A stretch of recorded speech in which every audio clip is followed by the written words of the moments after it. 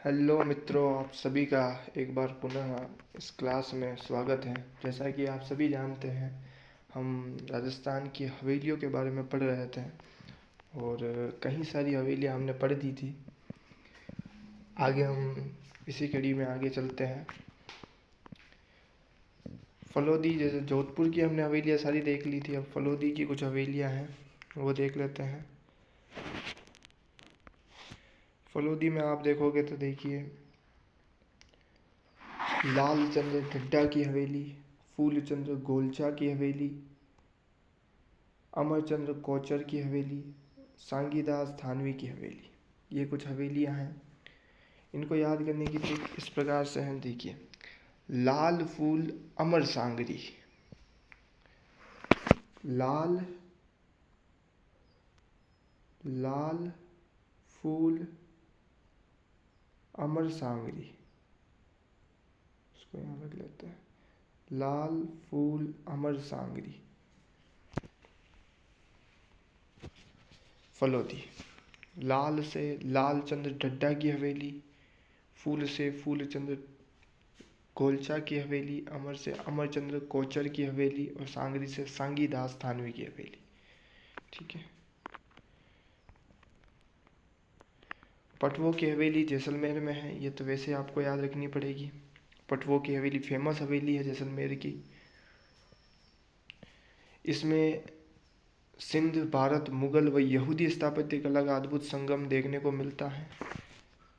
पटवों की जो हवेली है वो 5 मंजिला है, 5 मंजिला।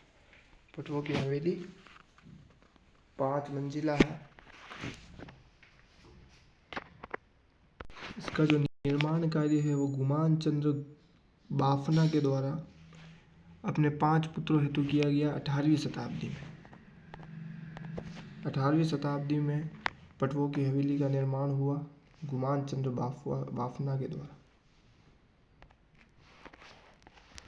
आगे देखते हैं सालिम सिंह की हवेली जैसलमेर। जैसलमेर में है सालिम सिंह की हवेली। इसका निर्माण सालिम सिंह मेहता, जो उस समय जैसलमेर के प्रधानमंत्री थे, उनके द्वारा करवाया गया 1825 ईस्वी में।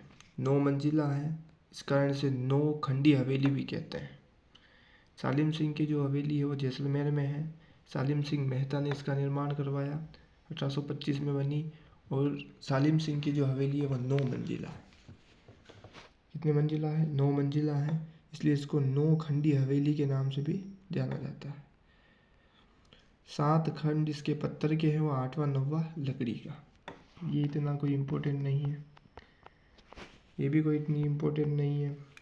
6ठी मंजिल, 7वीं मंजिल नाम दे रखे कि जहाज महल कहते हैं, मोती महल कहते हैं, रंग महल, शीश महल 8वीं 9वीं मंजिल को कहते हैं, जो वर्तमान में हटा दी गई, इतना इम्पोर्टेंट नहीं। अब है नथमल की हवेली जैसलमेर। इसका निर्माण नथमल मेहता द्वारा करवाया गया बेरी साल के समय। इम्पोर्टेंट है कि नथमल की जो हवेली है वो नथमल मेहता ने इसका निर्माण करवाया, लेकिन किसके शासनकाल में? बेरी साल के शासनकाल में इसका निर्माण हुआ। किसके? बेरी साल के शासनकाल में, लगभग 1884 से 1885 में। नथमल की हवेली जैसलमेर, नथमल मेहता। इसके जो कारीगर थे वो थे लालू व हाथी नामक 2 भाई। लालू व हाथी नामक 2 भाई थे। इस हवेली की विशेषता यह है कि यहाँ किसी भी शिल्प का दोहराव नहीं है। आपको याद कैसे रखना, देखिए, आपको याद रखना है लालू नाम का कोई एक व्यक्ति है, उसका एक हाथी है। ठीक है, लालू नाम का कोई व्यक्ति है, उसका एक हाथी है। उस हाथी की क्या है, हाथी को एक नथ पहनाई हुई है, नाक में नथ पहनती है महिलाएं, आपको पता होगा। तो लालू नाम का व्यक्ति है, उसका एक हाथी है और इस हाथी को नथ पहनाई हुई है।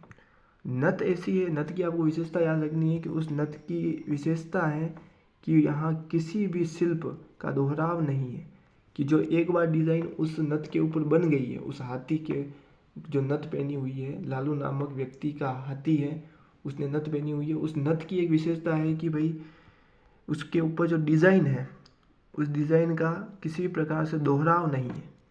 एक बार डिज़ाइन जो की हुई है वो एक बार ही आपको देखने को मिलेगी, उस प्रकार की डिज़ाइन पुनः आपको देखने को नहीं मिलेगी।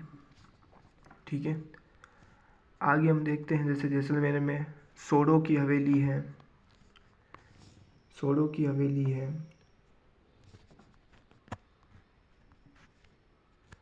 राव राजा बरसलपुर की हवेली है, दीवान आचार्य इसरलाल जी की हवेली है। सोडो की हवेली और इम्पोर्टेंट है, ये याद रखना मैं। आगे देखिए बीकानेर में आप देखोगे तो बछावतों की हवेली, ये इम्पोर्टेंट है, बछावतों की हवेली बहुत ज़्यादा इम्पोर्टेंट है। बछावतों की हवेली बीकानेर, इसका निर्माण कर्ण सिंह बछावत ने करवाया। बीकानेर की सबसे पुरानी हवेली है, सबसे पुरानी हवेली बछावतों की जो हवेली है। आपको याद रखना है ब से बीकानेर, ब से बछावता, ब से बीकानेर, ब से बछावता। तो बीकानेर में है बछावतों की हवेली, इसका निर्माण कर्ण सिंह बछावत के द्वारा करवाया गया और बीकानेर की सबसे पुरानी हवेली है। ठीक है,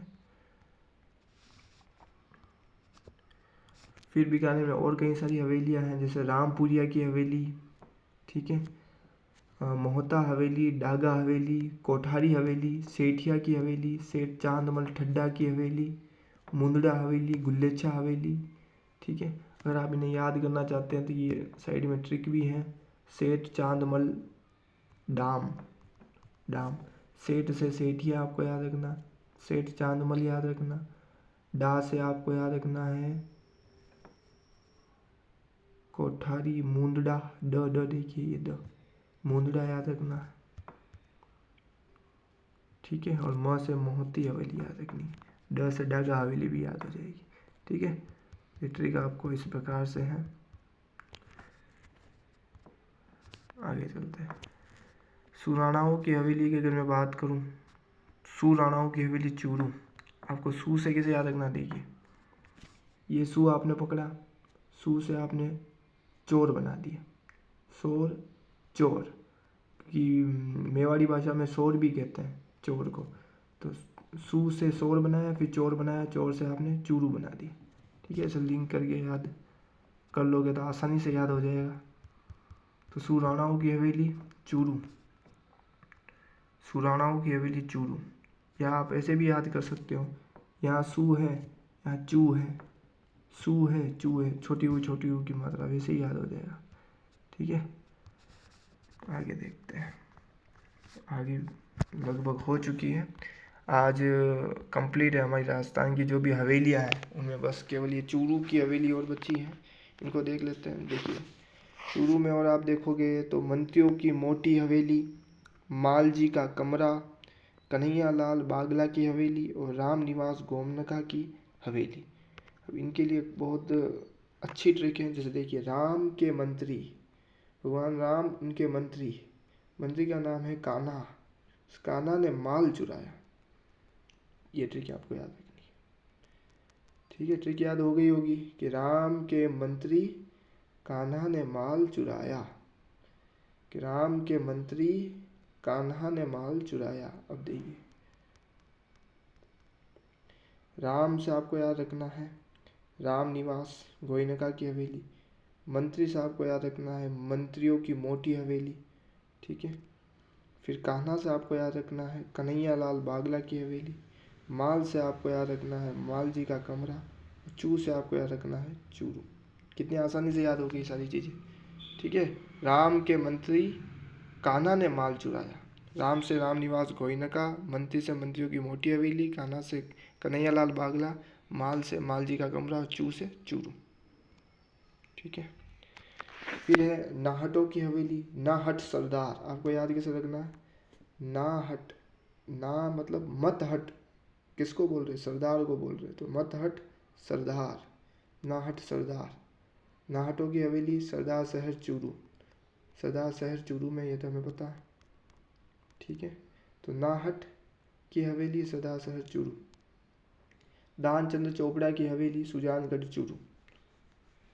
ठीक है, ये राजस्थान की हवेलियाँ थी जो हमने पूरे विस्तार से और काफ़ी ट्रिकों के माध्यम से आसानी से याद करने का प्रयास किया।